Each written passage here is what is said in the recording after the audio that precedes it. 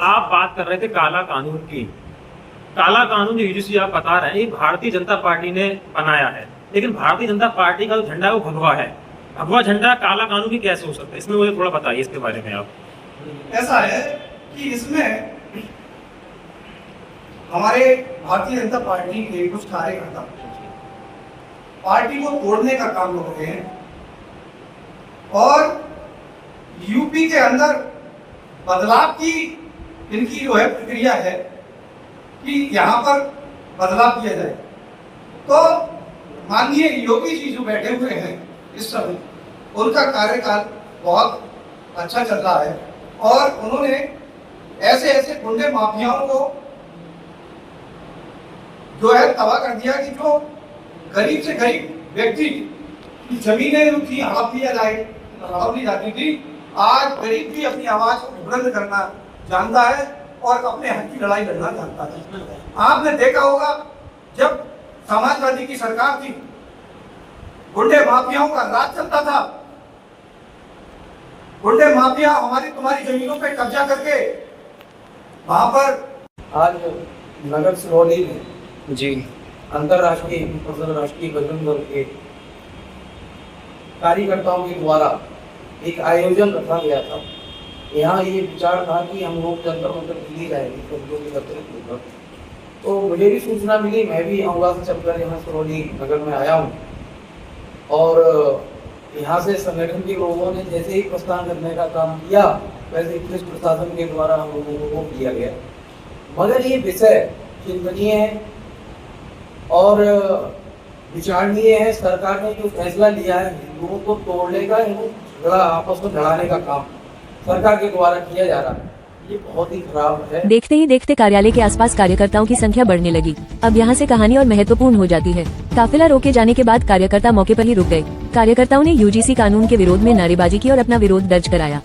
मौके पर मौजूद कार्यकर्ताओं ने कहा कि उनका उद्देश्य अपनी बात को लोकतांत्रिक तरीके से सामने रखना है, यानी दिल्ली तक जाने का रास्ता भले ही पुलिस ने रोक दिया हो, लेकिन कार्यकर्ताओं ने मौके को ही विरोध प्रदर्शन में बदल दिया। संगठन की ओर से यूजीसी कानून को लेकर उनकी आपत्तियां गंभीर हैं और वे इस मुद्दे को लेकर अपनी आवाज आगे भी उठाते रहेंगे। कौन कौन रहा मौजूद, अब आपको बताते हैं कि इस पूरे कार्यक्रम में कौन कौन लोग मौजूद रहे। काफिले में नगर अध्यक्ष मनवीर सिंह, जिला प्रवक्ता राकेश कुमार शास्त्री, छात्र संघ जिला अध्यक्ष पवन शर्मा, जिला महामंत्री अंकित शर्मा, नगर अध्यक्ष बजरंग दल प्रमोद कश्यप, मीडिया प्रभारी बंटी, राजेश कुमार पांडे, राजकुमार पांडे, विशाल पांडे, निर्मल मौर्य, अवधेश मौर्य, धनपाल सिंह, रविंद्र, सत्य प्रकाश पांडे, फूल सिंह सहित बड़ी संख्या में कार्यकर्ता मौजूद रहे।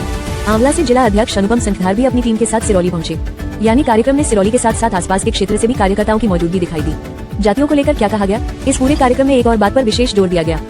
इनको सद्बुद्धि हो, इनमें बुद्धि का विकास हो, जो कि ऐसे काले कानून को द्वारा हमारे भारतवर्ष में ना लेके आए, हिंदू भाई बहनों को लड़ाने का काम ना करें, ये बहुत ही निंदनीय है। बस मैं इतना ही कहना चाहूँगा। में मौजूद कार्यकर्ताओं के बीच एकजुटता दिखाने का संदेश भी बना। कार्यकर्ताओं ने कहा कि समाज के अलग अलग वर्गों के लोग एक साथ खड़े होकर अपनी बात रख रहे हैं।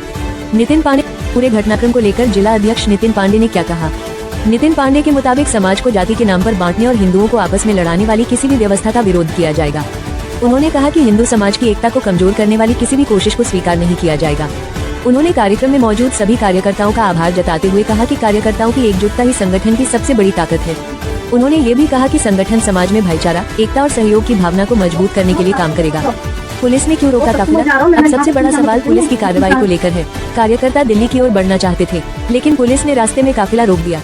पुलिस की ओर से मौके पर काफिले को आगे जाने की अनुमति नहीं दी गई।